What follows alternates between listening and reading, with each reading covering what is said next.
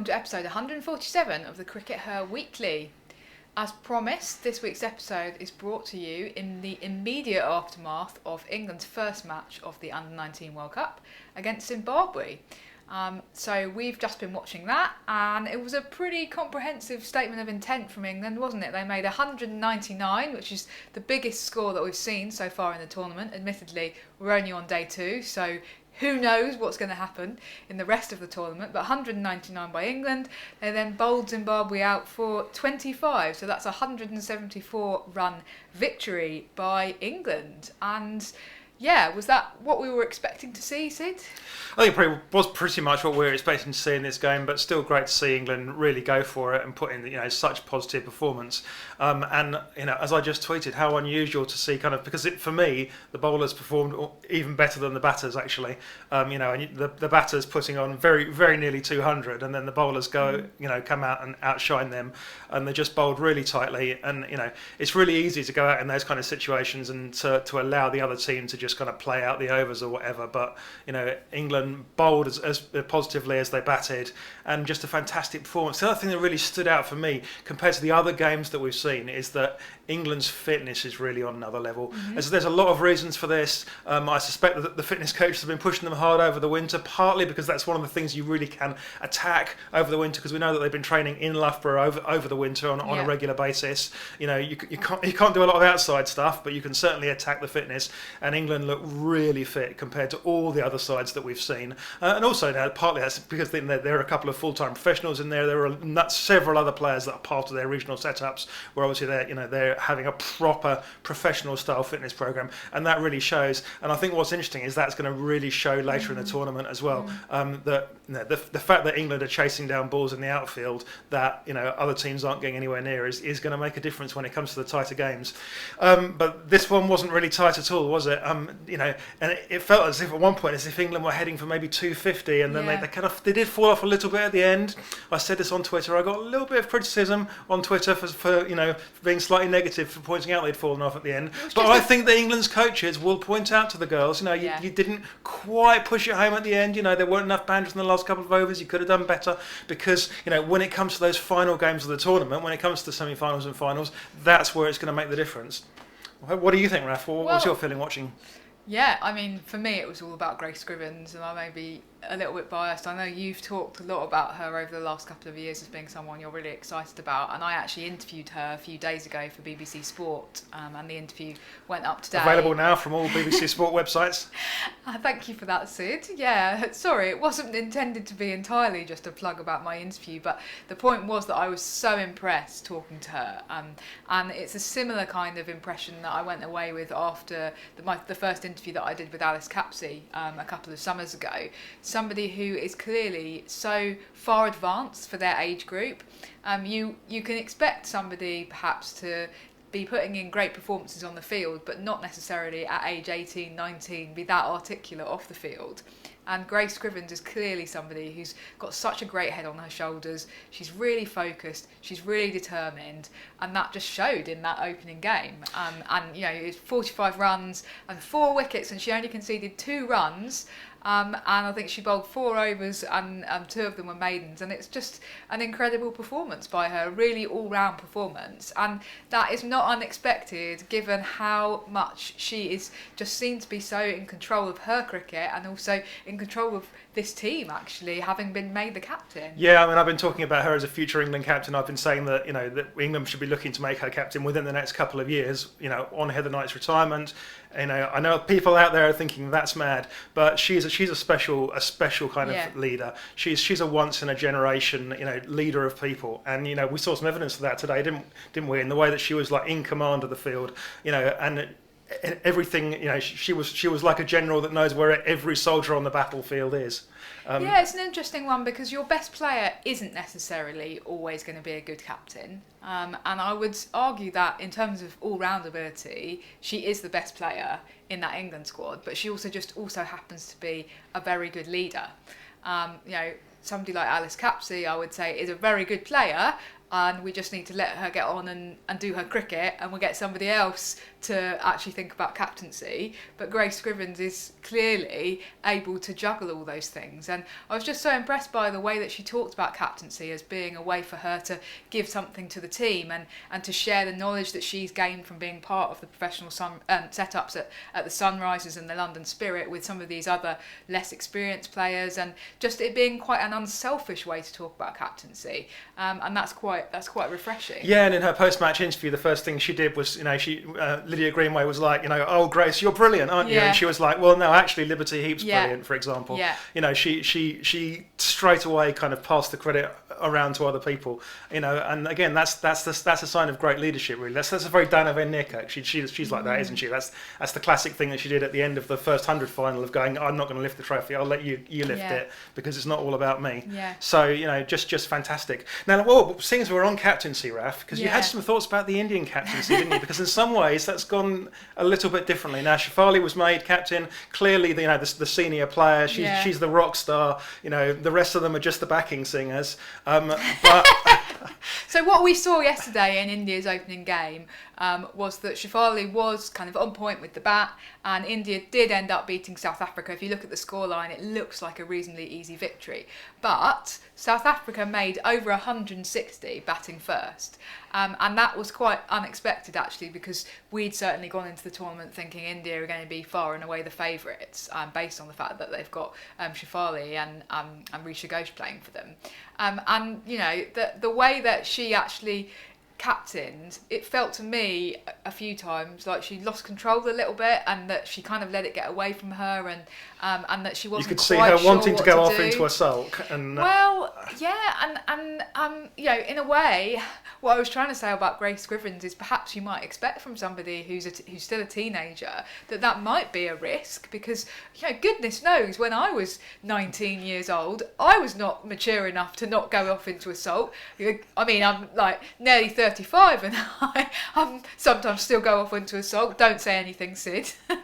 And so that might be something that we would more expect, but actually what is so important if you're the captain is you can't do that, you can't afford to do that. And the difficulty that India have got, I think, is that they've given the captaincy to Shefali Verma, and I don't know to what extent she's got captaincy experience. I don't know whether she was necessarily the right person to take on this role, given that she has those characteristics of being somebody who wants to sort of kind of go off in her own direction and almost needs to be reined in a little bit by somebody else. In the main Indian setup, that's fine because she's the junior player, and you've got Harmanpreet Kaur, and you've also got Smriti, who can tap her on the shoulder and say, look, actually, please can you not sulk? But whereas in this context, she has to be responsible for the team. But the dilemma is that when she's the senior player coming in, who else do you give it to? Who else is she actually going to submit to their authority at this point, given how many internationals she's already played?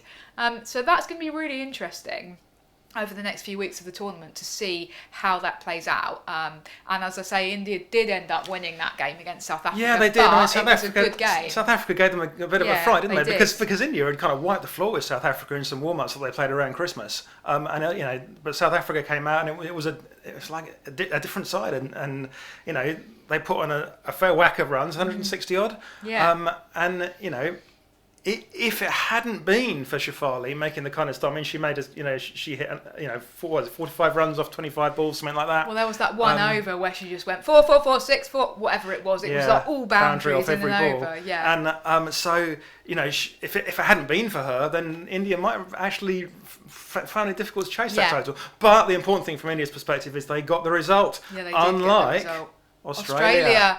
Oh, what a fantastic opening game of the tournament this was. We were sat there watching it, and obviously we're English, and so watching Australia lose, there's a certain amount of pathos there always. I think we have to admit that. But it's also the fact that we're so used to Australia winning everything, aren't we? And we're also kind of used to, when you go into a Women's Cricket World Cup nowadays, Australia are going to win everything, and most of the games it's going to be relatively easy at an early stage to predict the result, and this just completely upended expectations. The way that Bangladesh played in that opening because game. it wasn't like, sometimes you get these freak results. If Australia had had a horrendous mid-order collapse and wound up, they'd been 80 for 1, but they wound up 90 for 7 and then scraped to 110 and then lost. But that wasn't what that at all. No. They made well over 120. 120 does look like it might be kind of a par score on some of these pitches, and so it was a good batting performance. But Bangladesh went out there and they played positively. They played with confidence. They eased into it a little bit, but they accelerated when they need to, and they got themselves over the line, and that was really great to see. And that's kind of really lit up the tournament. I think that, and it's going to be great to see some of these other teams and these other players, the ones that we know nothing about, coming through. You know what it reminds me of, Raf, and this is going to show my age terribly, but it reminds me of a bit of the Men's Football World Cup in 1982. Oh, that's a way back. I think this might have been before you were born, Raf. But the Men's Football World Cup in 1982. Well, people can do some math because I've just said I'm 34 earlier in this. Anyway, go on. So in this country in particular, in England, it felt like the first Men's Football World Cup, of which there was kind of really complete coverage. It was in Spain, so the time zone was right. The price of colour televisions had come down substantially, so a lot of people had bought colour televisions between the previous World Cup that England had competed in 1974 and 1982. Don't forget, England didn't qualify to the 1978 World Cup, so again, there's less emphasis. This is now turning into a men's football podcast, so shall we get to the point, Sid? The point is that what people saw there was there was suddenly an awareness of all these other teams around the world that there wasn't before, and there was agitation to bring some of these players to what was the first division at the time, what's now the Premier League, and players were plucked out of that World Cup and came into the first division. It wasn't the Premier League at the time, and it was just like a sort of awakening about the global nature of football, which back in 1982 was still quite Anglo-centric. Now cricket, we're kind of maybe not Anglo-centric, but we're certainly centric to, we know that India are going to put in performances on Australia and England, but the fact is that there are other countries out there, and if they've got solid junior programs, then they've got a few good players, they're going to be able to be competitive, and so that's what's going to make this tournament exciting, I hope. And I hope that they're not the only team that is able to achieve some of those kind of results. And what I was going to say was that actually these results then potentially carry through to the Super Sixes stage, don't they? Because we're expecting Australia and Bangladesh to both qualify, so that head-to-head game, that result between them could be critical in Australia reaching or not reaching the semi-finals. This is Australia's problem now. Australia could be in trouble here as a result of this, because if we assume that Australia lose to India, which on paper is probably the likely result, and Bangladesh win the rest of their games except the game against India, then Australia are not going to make the semi-finals. Okay. So Australia are almost at a point where they're relying on other sides to do them a favour in order to make those semi-finals. That's really interesting. And actually, it's not that we revel in Australia doing badly. It's just that kind of a result would be really interesting and totally upend the way in which people view international women's cricket. For so long, it's been, Australia's system is, so much better than everybody else's, and just streets ahead. And if they didn't make the semi-finals, that's a big wake-up call potentially, or it's actually a really exciting opportunity for some of these other sides to make a case for more investment in themselves. I think it's potentially really exciting from that perspective. And perhaps what we're seeing is that even a country where you've got a really developed senior structure still has a long way to go in terms of the levels of professionalism that's happening at youth level, at age group level, below, age 18, 17, whatever it is, when people are first getting these professional contracts. Yeah, there's still a long way to go in the tournament. Yeah. Australia could still wind up winning the tournament. Yeah, we're getting excited about it, but it's interesting. It's got people talking. That feels really positive. Yeah, absolutely. Enjoying it, loving it. Let's switch to a less positive subject, Sid, because the second thing that we wanted to talk about this week actually was some news that's broken in regard to Afghanistan, which is a subject that we've tackled before on the broadcast, we've taken a very clear stance that we think it's completely unacceptable that the ICC are continuing to permit Afghanistan to be a full member, despite the fact that they are clearly doing nothing now to promote women's cricket. They're not even paying lip service to women's cricket anymore, as they were before the Taliban took over. And it's not even about women's cricket. I mean, let's get real about this. This isn't about cricket. This is about the fact that women are now no longer allowed to exercise. In some parts of Afghanistan, women aren't allowed to leave their home without a male chaperone. Women have been totally taken out of the picture in terms of education. So, women aren't even allowed a high school education now, let alone a university education. And all these things are just completely the opposite of the way that we want the world to progress. And this is the kind of things that we should be taking a stand against. Okay. And so the development that's happened this week, obviously I completely agree with everything you said, it goes without saying, but the development that's happened this week is that the Australian team, or the Cricket Australia, have announced that they cancelled their ODI series against Afghanistan that was scheduled for March. This is the men's ODI series. Exactly, yeah.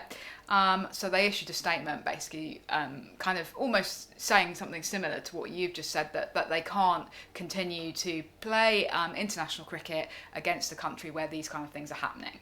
But there's been a little bit of back and forth subsequently. The Afghanistan Cricket Board did not make any bones when they issued a statement in response to this. They said that they thought that Cricket Australia's statement was pathetic, and that they were prioritising political interests over the principles of fair play and sportsmanship, and undermining the integrity of the game and damaging the relationship between the two nations. Cricket Australia in turn has then hit back, and Nick Hockley, who's a man actually I've got a lot of time for, I interviewed him before the World Cup in 2020, he says basic human rights is not politics.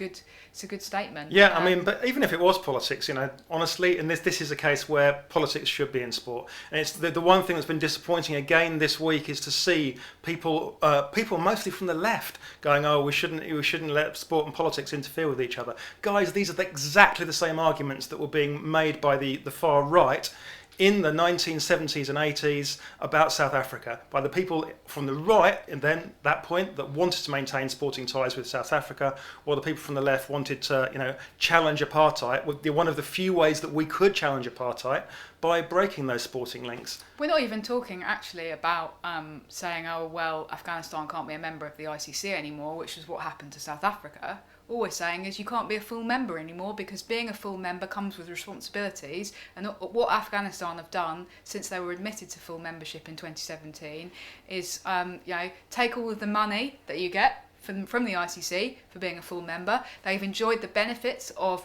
playing full internationals against other full members and being in World Cups. And they haven't, as I say, they haven't pursued any of the responsibilities which go along with being a full member, which means having a women's team and doing your utmost to develop women's cricket. And so, as we've said before on the broadcast, the ICC should have acted by now. There do seem to be, in line partly with this Cricket Australia decision, some rumours or some suggestions that the ICC may end up at their next board meeting in March actually reviewing this and potentially doing something about it. On the other hand, I did see something on Twitter earlier today that suggested that there was a rumour that some of the other full members of the ICC, India, I think it was Pakistan and Sri Lanka, are potentially then going to oppose that. Again, we're talking about politics here. It's potentially about it's nothing to do with Afghanistan in that respect. It's actually just about them wanting to get one over against England and Australia. Yeah, well, I think that at this stage all we can do is cross our fingers and hope that the ICC do the right thing. But we wait for their next board meeting a little later in the year, and we will find out. Yeah. Okay.